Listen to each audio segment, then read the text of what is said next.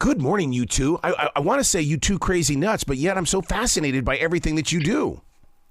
We've been called worse.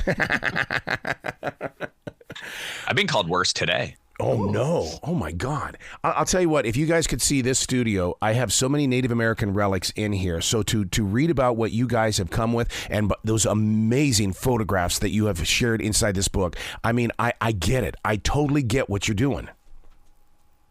Thanks. But how does it begin? Was it just a very inquisitive child? For me, yes. I've always been a collector of some sort. It started off with like natural history things that I would find in the woods. And then I actually started collecting baseball cards as a child, even though I detested baseball and sports in general. And I think that taught me how to sort of, collect a lot of things at once and then learn how to buy and sell things in bulk. And then that sort of, blended into collecting anatomy things and antiques and the types of things that I collect today. That's really interesting that you talked about baseball cards, because I had a guy back in the 1980s tell me, a financial advisor, he says, if you want to be rich when you're in your 60s, you got to do baseball cards and Barbie dolls. And that's exactly what I did.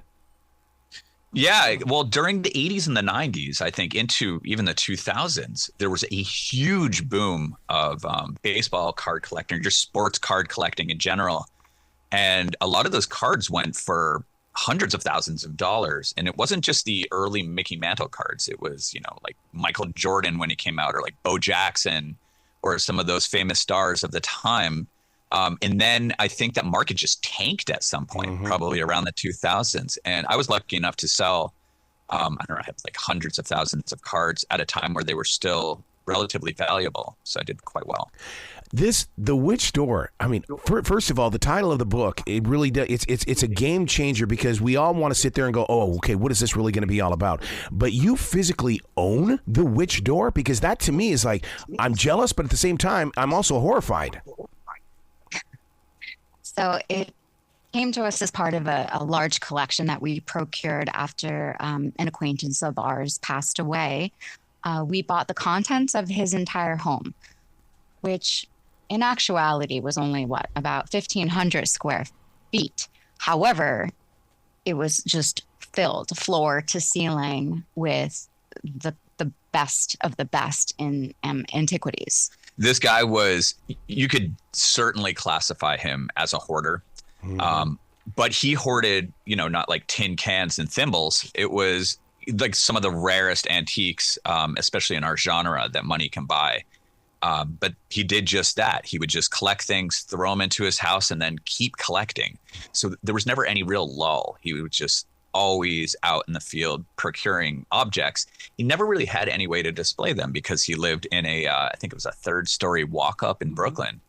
And unfortunately, he never really got to truly enjoy his collection, because he was always just trying to find the next thing. See, once again, I'm not going to be the only one here that's going to relate with everything that you're saying inside this book and what you're saying now, because if you could see my Kiss collection, everything from Gene Simmons, I mean, it's all in boxes, and I know that somebody after I pass is going to come in and go, so what's this? What is this crap? And yet you don't want to get rid of any of it, because it holds some special story probably to you, how you, got each piece that goes into that collection.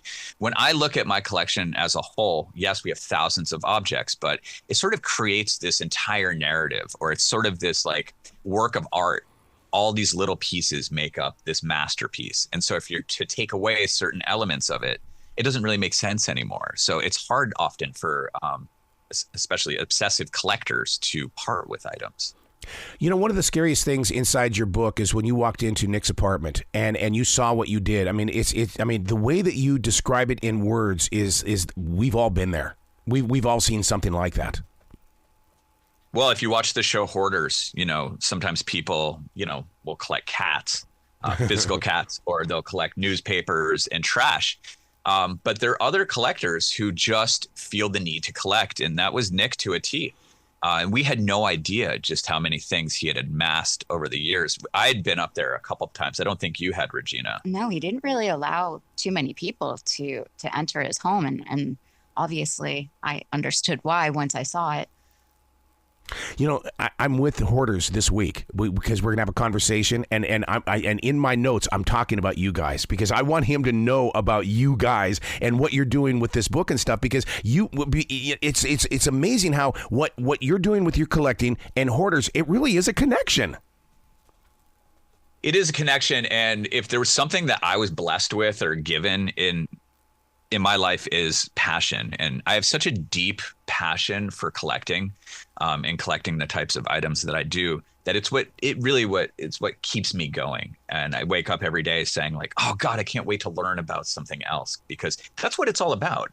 It's, learning about history. It's researching an object. And it's really like poking to see why it is, what it is, and where it came from. See, I often wonder if that's not an addiction. And the reason why is because when Michael Jordan played for the Birmingham Barons and there were 26 baseball cards out there, I had to have them. And I do. But they're all put away. They're locked up in a safe because I don't want anybody else to even look at them.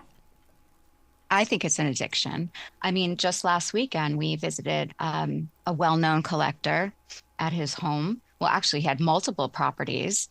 And I never saw anything like that. I mean, it bordered on a hoarder situation. I'm absolutely fascinated with it. And I grew up, I think, admiring hoarders sort of from a distance. We would go to like yard sales and stuff. And occasionally you would go into a house where someone had passed away. Yep. And you could rummage through their items. And there was a lot of hoarders, I think, growing up. And so I started to witness that at an early age.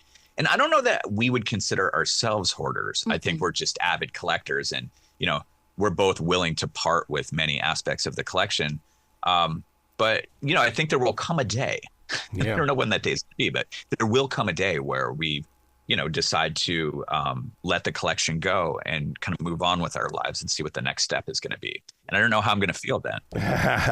4 years ago, my wife and I set out on a journey to do this thing called a Swedish death cleaning. And the thing is, it was very easy in the very beginning. But when the items became personal, all of a sudden we set the whole entire process aside. But we got to get back to it. You got to get rid of the stuff, dude.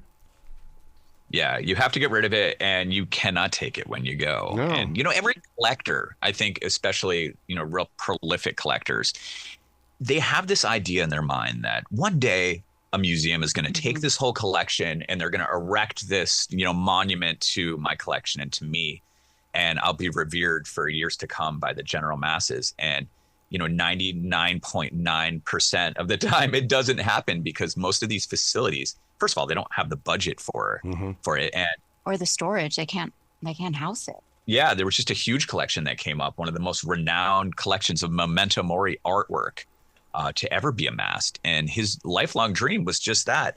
He spent something like 8 million, maybe 10 million on the whole collection. There was like 3,000 objects, and he wanted to donate it to a museum, and no one could take it because it was either everything or nothing, and nobody could facilitate it. The name of the book we're talking about is Which Door? I got to tell you, what the pictures. Did you put the pictures first ahead of each chapter so that we would sit there and stare in it and try to write our own story before we jumped into the story that you write? I think we just highlighted maybe one of the best pieces from individual chapters, which was almost impossible, even just choosing which items were going to be photographed. The shrinking heads. I mean, we're living in the Beetlejuice moment again, and I thought that was such a joke that there's no such thing. No, you guys feature it in your book. Mm-hmm. We featured it because it's one of those aspects of collecting that's existed since the 19th century, and it's a practice that is probably not done today. But it was one that was running rampant during the 19th century into the early part of the 20th century, and it was such a craze for the Europeans that were coming and, gathering shrunken heads for their cabinets of curiosity, that there started to become these rogue doctors that were making these taxidermied human cadaver heads and offering them up to anyone that would purchase them. And there's still a lot of them that exist. And I've seen them in museums before. And I don't even know if they necessarily know what their lineage is. They just say, oh, cool, it's a shrunken head. It sells tickets. Yeah, but you know what, though? You give a warning to the readers, though, that there's a lot of fake ones out there. Mm-hmm. Indeed. There's, totally fake ones that are made out of plastic. And then there's others that are made out of goat skin. And then there's monkey shrunken heads and other such things. But, if you're going to get a genuine one, it's going to be extremely hard to find and expensive. Yeah. See, that's the way I feel about collecting Native American artwork, is the fact that there's so much candy out there that we got to get out of the store and we need to get into the authenticity of it. Mm-hmm. Sure. Yeah. So what do you do when you come across a turtle shell on a path? I pick it up, I take it home. You've got to be one and the same. Yeah, when we're out just walking around, occasionally we'll find like a feather on the ground, or Nice. I'll find like a cool looking like stick, what have you. And, I love adding things like that don't have any real value to them other than, beautiful aesthetics. But we have a lot of natural history related items that just sort of trickle into the collection, and they seem like they make sense. One of the things that you put a lot of focus on also is wax antiques. I mean, that's interesting, because you always think of wax being in a museum somewhere in Los Angeles, but I mean, it's how long does wax last when those little snow globes don't keep the water forever? Well, actually, the process of creating wax models was created because at the time, during the 18th and 19th century, the cadavers were very scarce, and so doctors and anatomists were working very closely together to try to come up with a way that they could preserve the body for years to come. So things like wood and wax and paper mache were created so that they could resemble the body and all of the inner workings. And so wax was one of those mediums that was used, and they lasted the test of time. I mean, we still have a lot of 19th century waxes in our own collection, and at the wax bar that we have called House of Wax in Brooklyn. Wow. Now, Regina, you did admit that collecting is an addiction. Now I have to ask the question, with the information that both of you have in storytelling, is that not also an addiction? The research, and then you find the story, and then you share the story. Ooh, give me some more. Yeah, absolutely. I mean, sometimes purchasing the collection is actually the easier part, but then yes, it's going backwards and doing the research, which can take years. I mean, we are still doing research on Nick Parmesan, which is one of the main characters in our story. I mean, he was a real person, but luckily he had good records, and actually so did a lot of people do, and a lot of people don't. Well, that's the thing. Some make it easy for us, and others make us work for it. Well, what's interesting about what you said is that sometimes you're basing the authenticity of an item on the story. Yes. We have a whole chapter in the book about that, where, you have provenance on this piece, but you don't have provenance on this one. And, you bought it from someone at like 3 a.m. at a flea market in a field, and you didn't have any time other than to, purchase it or don't. You take it home, and then you're like, what the fuck is this? It's like a haunted doll. And, it's going to wreak havoc over my life. Is it going to do that or not? And maybe not. It could just be the story. I think that's one of the reasons why I like junking at a flea market, or even going into an antique store. I don't know what the hell it is, but I'm going to buy it. I want it. I mean, that's how we base our lives a lot of the time. Sometimes it's like the rarest piece money can buy at an auction. And then other times it's like, I bought this thing because it's like a shell covered, little baby deer. I do that all the time. I buy things that just make me laugh, and Ryan questions everything. And then when he sees it at home, he's like, no, I get it. Like, that's the thing about collecting. It's personal, and it's what speaks to you. So, my purchases aren't always of value like Ryan's. Oh no, actually, what's funny is Regina recently procured this swan. It's made out of wood, and then the body is made out of a clamshell. Whoa! And when she wanted to purchase this thing, I think it's like $300 or $400. I'm like, really? Like, yeah, it's cool, I guess. And I'm like looking it up, and it's extremely rare. See, I surprise you sometimes. See, that's like the exploding skull. I can't quit looking at that picture because I'm fascinated with the teeth. Yeah, exploded skulls are fascinating. And for those of you that don't know what an exploded skull is, our heads, our skulls are made up of many different pieces. And once you take apart the skull, I think it's 24 pieces in total. Don't quote me on that. The exploded skull was basically created for people in the anatomical field, doctors or anatomists, to study every aspect of the skull, the cross sections, the interior, the exterior, and they're put up on these stands, and each section of the skull is separated by a little piece of metal. So it enables you to see every part that makes up our cranium. So they're beautifully rendered. Do you allow these artifacts to speak? Because I'm a daily writer, I love sitting next to very old things, and I just sit there and I go, I'm listening. Talk to me about your generation so I can bring it forward to other generations. I let them speak through their stories. If every item started to talk to me in the house, I would really think that I talked it. Yeah. We also always talk about how many eyes are in the house, always watching us. That's it. Yeah. I feel like Russell Crowe in Beautiful Mind, where there's always somebody walking beside me, and I think it's a lot of somebody's.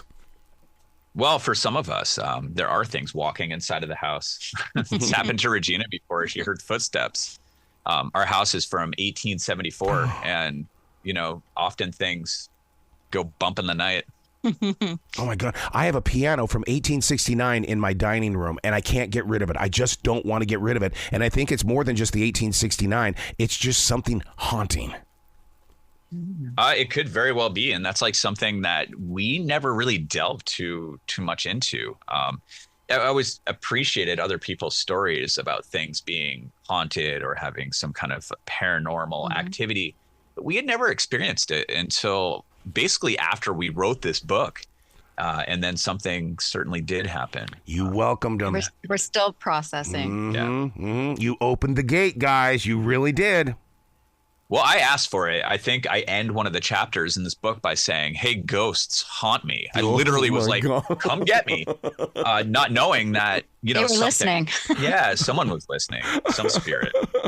So where can people go to find out more about what you guys are doing, and especially about Witch Door? You can purchase The Witch's Door, Oddities and Tales from the Esoteric to the Extreme, written by Ryan Matthew Cohn and Regina Rossi, at your favorite book retailer. You can also get the book on Amazon. Any TV show you guys booked for? Because, you guys would make such great storytellers on Netflix. Yeah, why is that not happening? To all of you producers listening out there, we are just ripe for the picking. My God. You are. You really are. Well, please come back to this show anytime in the future. The door is always going to be open for you. Thank you, Arrow. Witch's Door. Will you let anybody touch that door? Or is it just your... seriously, I would love to just sit in that room and just touch that door. For a small fee, you too can touch the Witch's Door. On display at all our upcoming events.